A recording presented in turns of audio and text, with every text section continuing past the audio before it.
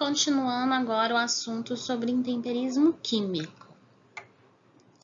A dissolução, né, a primeira reação que a gente vai estudar no intemperismo químico, ela vai ocorrer, por exemplo, é muito comum em rochas carbonáticas, onde a água em si, né, só por ela consegue dissolver aquele material e carregar, né, os íons, né, os carbonatos na forma de soluto.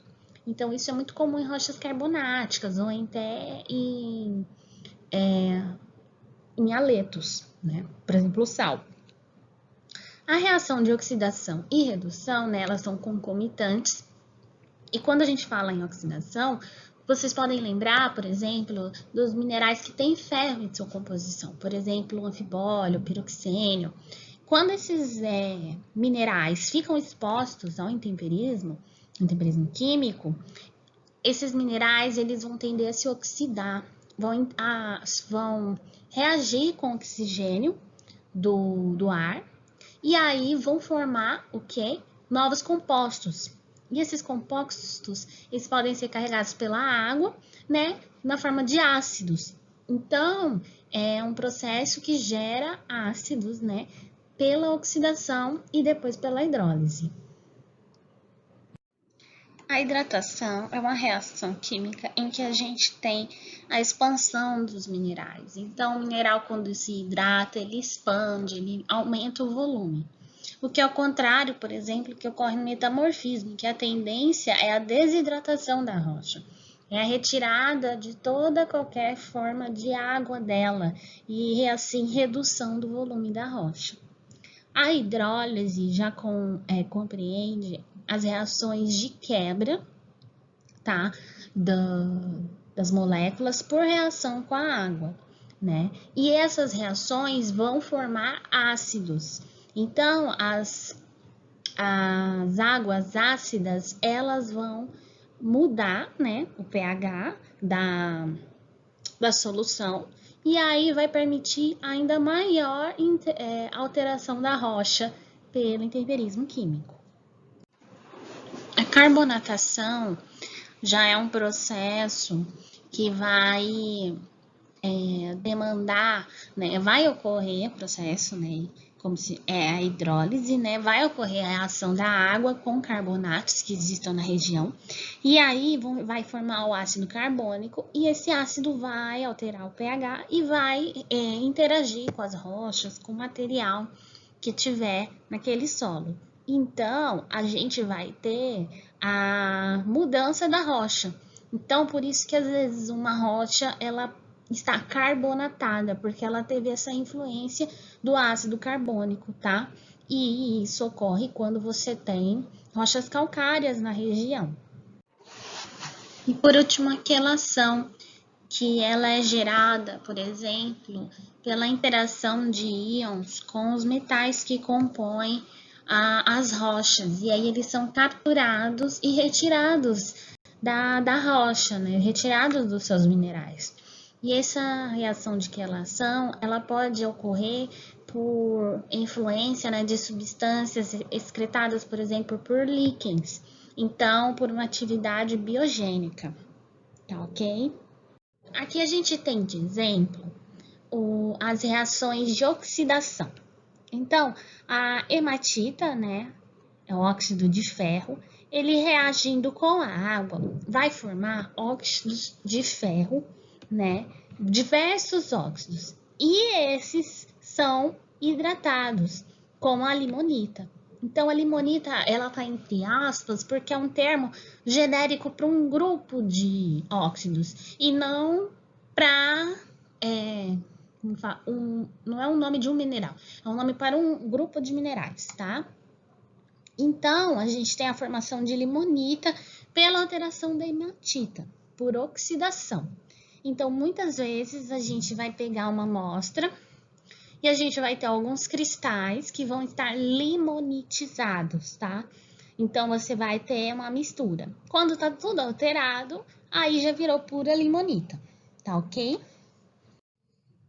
Aqui a gente tem a pirita, que também ocorre, ela é limonitizada, e é muito comum de ver em campo. Muitas vezes a gente vê esse hábito cúbico da pirita, mas ela está totalmente limonitizada. Em seguida, a gente tem o exemplo, né, da interação da pirita ou marcasita com água e oxigênio. Então, né, a amostra exposta ao ar e à água. O que a gente vai ter? A formação de ácido sulfúrico e sulfato de ferro. Então, a gente vai ter novos elementos, novas substâncias, tá? Então, o meu solo vai mudar e a água que carrega, né, aquele soluto, vai estar ácida, tá? Então, por exemplo, a gente tem aqui uma pirita bem bonita e aqui do lado a gente tem marcacitas, né, que é a mesma composição da pirita, só que muito alterada. E na pesquisa que eu fiz, eu vi que a pirita ela é muito mais estável, né, na temperatura ambiente do que a marcacita. A reação de carbonatação que eu falei aquela hora, ela compreende o quê? Na hora que a gente tem a reação, por exemplo, do ortoclásio com o ácido carbônico que vai estar na água, né? Que o ácido carbônico, por exemplo, ele se formou na reação, né, da água com gás carbônico. O ácido carbônico ele vai quebrar esse feldespato, o ortoclásio, que é um feldespato potássico, e vai se formar novos minerais. Vai formar uma solução diferente. Então, vai ficar nessa solução sílica pura, bicarbonato de potássio, tá? Então, essa água ela vai ficar salina, né? E vai formar a caulinita, que é um argilo mineral. Olha a fórmula química dele. Ele tem sílica, tem oxigênio, tem alumínio e tem o radical hidroxila. Então, o temperismo químico, nesse caso, no feldespato, vai gerar esse mineral. E, né, as duas outras substâncias associadas. Então, quando a gente pega uma amostra, um granito, por exemplo, e tem lá o feldespato, alguns grãos estão inteiros, a gente ainda vê aquela cor rosa ou mais branca, e alguns estão alterados. Quando a gente vê alguns minerais alterados de feldespato numa rocha, eles vão estar mais esbranquiçados, vão perder aquela textura rígida que um feldespato tem, aquele brilho. Por quê? Porque a caulinita, ela é pequena, é um argilo mineral e muito frágil. No próximo slide, a gente vai ver uma foto. Essa aqui. A gente tem, olha como que é a caulinita. É um pó, parece farinha de trigo. Ou seja, quando a gente pega uma amostra que tem o feldespato alterado para a caulinita, a gente vê esse pozinho branco nela, tá? E não é sujeira, né, entre aspas, é o produto da alteração intempérica, tá? Daquela rocha. E aqui agora, para mostrar como que funciona o transporte, né, pela água dos materiais, dos solutos no manto de intemperismo, no nosso solo. Então, aqui tem um esquema que eu vi que é bastante usado na internet e antes eu não conhecia, que é da água e o café, né, para fazer o café. A gente tem aqui, ó, a água quente, o café moído. Na hora que a água passa pelo café, ela dissolve parte do material e carrega com ela. E aí ela produz, né, uma solução aqui com as substâncias que foram retiradas. Dependendo do tempo de de residência, né, dessa água aqui com os sólidos. Dependendo da temperatura dessa água, ela vai interagir mais ou menos, né, com a água. E aí vai formar um café mais fraco, mais forte, né, dependendo da quantidade de cafeína que pode ser extraída, né, do grão. Como que acontece com o solo? Por exemplo, aqui é a água da chuva caindo sobre um solo rico em feldspatos. Na hora que a chuva passa, nas primeiras partes do solo, as partes mais superficiais, a água infiltra muito rápido, né? Dependendo das condições de infiltração, é claro, da rocha. Mas digamos que ela infiltre rápido. Então, a água vai ser rapidamente drenada, então ela não vai ter tanto tempo de reagir com o feldspato aqui em cima. Mas, cavando um pouquinho, a substância pode ficar aqui embebida, né, em água, mistura da rocha, né, o solo mais desagregado, e a água fica mais tempo. Então, onde a água fica represada, é ali que eu vou ter caulinita. Então, é muito comum eu ter em perfis de solo porções esbranquiçadas, que é a porção onde teve maior produção de caulinita pelo intemperismo químico. Então, isso é muito interessante. A faixa de caulinita no solo, ela não é lá em cima, bem na ponta. Não, ela fica um pouco abaixo, na onde você tem maior tempo para reagir à água com o feldspato e aí formar a caulinita. Aqui a gente tem a reação agora da caulinita com a água. Então, digamos que continue, né, por um bom tempo aquela caulinita reagindo com a água. Vai continuar a caulinita? Não vai. Vai virar novos minerais. Um outro tipo de mineral pode ser a gipsita, tá? Então, a gente vai ter, com um excesso de água, nem a caulinita sobrevive. Então, isso é uma coisa legal, né, de perceber.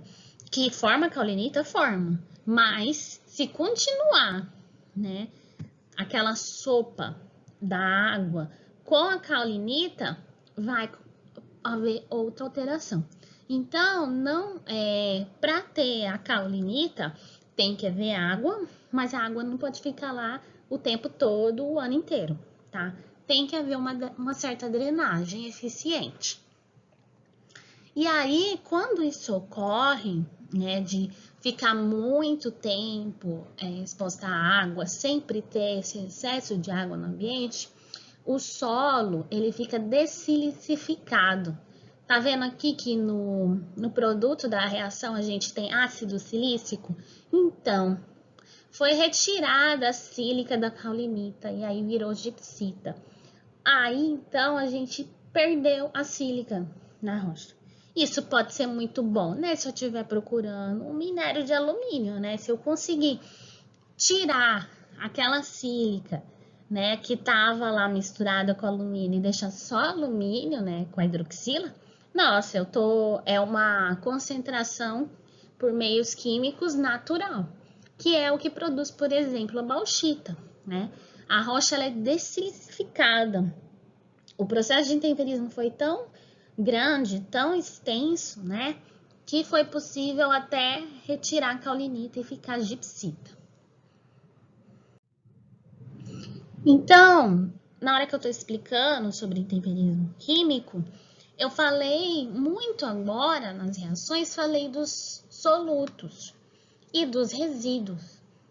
Então, os minerais que não reagem por algum motivo, né, seja porque não deu tempo, seja porque tinha uma grande quantidade, só uma parte foi alterada, a outra não, eles vão compor a parte de resíduo. Então, posso ter resíduos minerais que ficaram lá, né, estáveis, conseguiram sobreviver ao intemperismo químico. Os solutos, eles vão ser gerados pela lixiviação. Então, essas reações que ocorrem, por exemplo, a água fica rica em haletos, fica rica em cálcio, em potássio, em magnésio, estrôncio, em sódio. Esses elementos químicos lembram para vocês o quê? As rochas carbonáticas, calcárias, né, os evaporitos. Então, na onde que vai parar esses solutos? Se eles forem, por exemplo, do solo, forem carregados para um rio, do rio forem carregados para um estuário e no estuário chegarem no oceano. Uma hora, essa solução ela vai ficar supersaturada por algum motivo geológico e aí vão se formar essas rochas calcárias, dolomitos e evaporitos. Então, esses minerais que são perdidos, né, entre aspas, na forma de soluto, né, durante o intemperismo químico de uma rocha, eles vão formar outras rochas, mas não naquele lugar, né? Então, os processos geológicos, eles são assim muito interligados, né? A alteração de uma rocha a quilômetros de distância vai provocar que no futuro possa ser formada uma outra rocha lá no oceano. Então, são processos geológicos dependentes, tá ok? A outra coisa é os tipos, né, de minerais formados no intemperismo. Então, sempre lembrem de argilominerais, que é um dos fatos assim mais importantes e interessantes do que ocorre no intemperismo. Então, eu não espero encontrar argilominerais por fruto de metamorfismo. Eu não espero encontrar argilominerais por fruto de cristalização de magma. Eu só vou esperar a formação de argilominerais por processos de intemperismo químico, tá? Então, quando que eu vou ter argilominerais de ferro e magnésio? Quando eu tive intemperismo químico de minerais máficos. Quando eu vou ter argilominerais como sericita, caulinita e ilita. Quando eu tiver intemperismo de feldspatos, que eles são ricos em alumínio, tá? E aí, que tipo de rocha, que tipo de material, que tipo de sedimento forma quando esses minerais eles ficam em grande quantidade? Muitos argilominerais vão formar que tipo de sedimento? Podem formar depósitos de argila residual, então formada por intemperismo. Prestem atenção que eu não estou falando de grãos do tamanho argila, tá? Eu estou falando de argilomineral. Então, a argila residual, eu não estou falando, por exemplo, de quartzo do tamanho de argila. Eu estou falando da sericita, ilita, caulinita, desses minerais. Eles são muito pequenos também, mas eu estou falando deles, da composição química deles. E eles são formados quando o intemperismo foi progressivo e suficiente para retirar os outros materiais, os outros minerais que ficaram instáveis, tá ok? Então, vamos relembrar o nome: limonita, hidróxidos de ferro, bauxita, silicatos e hidróxidos de alumínio. Então, o nosso minério de alumínio é a bauxita. E, né, como também muito importante é salientar que um clima quente e úmido com baixa taxa de erosão é um ambiente perfeito para formar a bauxita, por exemplo, esses solos residuais. Mas é necessário que haja erosão. Se não houver erosão, o sistema vai ficar fechado e aí vai continuar degradando só até um certo ponto. Porque se não houver retirada nenhuma de material, vai chegar uma hora, né, nem entrada nem saída de material, não vai chegar uma hora que não vai haver mais ácido suficiente para poder degradar os materiais que estão lá.